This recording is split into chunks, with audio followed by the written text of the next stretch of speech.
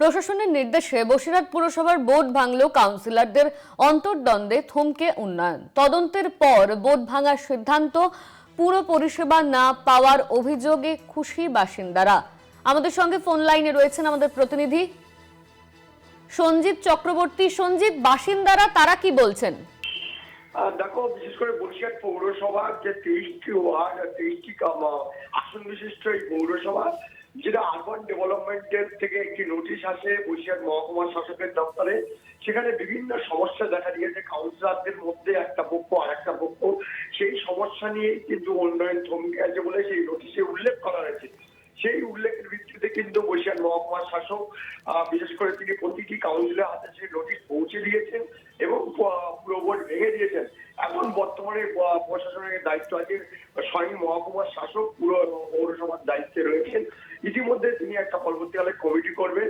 যে স্থানীয় বাসিন্দারা দাবি করছেন যে পৌরসভার উন্নয়ন নিয়ে, কিন্তু প্রশ্ন উঠছে একাধিক বসিরহাট পৌরসভার যে উন্নয়ন বিশেষ করে বিভিন্ন সময় হয়েছে, কিন্তু এখানেই দ্বিধাদ্বন্দ্ব হয়েছে। আর বিশেষ করে কাউন্সিলরদের মধ্যে একটা মতপার্থক্য তৈরি হয়েছে উন্নয়নের ক্ষেত্রে, যার কারণেই কিন্তু এই আরবান ডেভেলপমেন্টের থেকে নোটিশ আসে মহকুমা শাসকের দপ্তরে এবং পৌরসভাকে প্রতিটি কাউন্সিলর, চেয়ারম্যান, ভাইস চেয়ারম্যান সহ প্রতিটি কাউন্সিলরের হাতে সেই নোটিশ পৌঁছে দেওয়া হয়েছে। ইতিমধ্যে আগামী হয়তো 7 দিনের মধ্যে একটা নতুন কমিটি তৈরি করা হবে।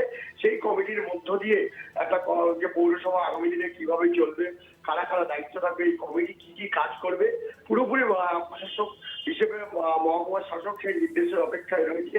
বিশেষ করে কাউন্সিলররা সব মিলিয়ে পৌরসভার বোর্ড ভেঙে দেওয়ায় রীতিমধ্যে বসিরহাট পৌরসভায় কিন্তু চাঞ্চল্য ছড়িয়েছে।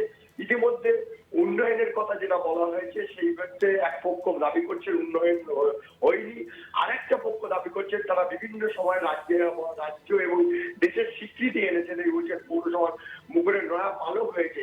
কিন্তু এখানেই কোনো একটা যেন তৃণমূলের অন্তর্দ্বন্দ্ব এবং গোষ্ঠীদ্বন্দ্বের জেরেই কিন্তু পুরসভা ভোট ভাঙলো বলে মনে করা হচ্ছে রাজনৈতিক মহলের খবর। কিন্তু এখন বর্তমানে দায়িত্বে মহকুমার শাসক এবং তিনি প্রতিটি কাউন্সিলরকে তার নির্দেশিকা পাঠিয়ে দিয়েছেন। আগামী 7 দিনের মধ্যে একটা নতুন কমিটি তৈরি করে আগামী দিন বসিরহাট পৌরসভা কি কি উন্নয়ন, কোন পথে চলবে, কারা কারা থাকবে কমিটিতে, সেটা জানা যাবে। অনন্যা, ধন্যবাদ তোমার সঞ্জিত। আমাদের সঙ্গে ফোন লাইনে ছিলেন আমাদের প্রতিনিধি সঞ্জিত চক্রবর্তী।